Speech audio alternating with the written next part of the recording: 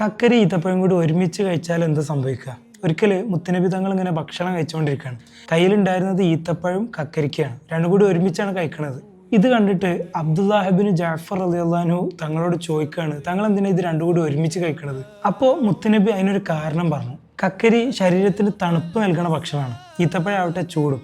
ഇത് രണ്ടും കൂടി ഒരുമിച്ച് കഴിക്കുമ്പോൾ ഒന്നിൻ്റെ എഫക്റ്റ് മറ്റൊന്ന് ബാലൻസ് ചെയ്യും. ഇതായിരുന്നു തങ്ങളെ വിശദീകരണം. പക്ഷേ ഈ കഥയിലെ ഇൻട്രസ്റ്റിംഗ് ആയ ഭാഗം ഇതൊന്നുമല്ല. ആയിഷ ബീവി റളിയല്ലാഹു അൻഹു മെലിഞ്ഞ ശരീരപ്രകൃതിയുള്ള ഒരാളായിരുന്നു. ശരീരം നന്നാവാൻ വേണ്ടി, ശരീരഭാരം കൂടാൻ വേണ്ടി ഉമ്മ പല ഭക്ഷണ സാധനങ്ങളും മരുന്നൊക്കെ കൊടുത്തു.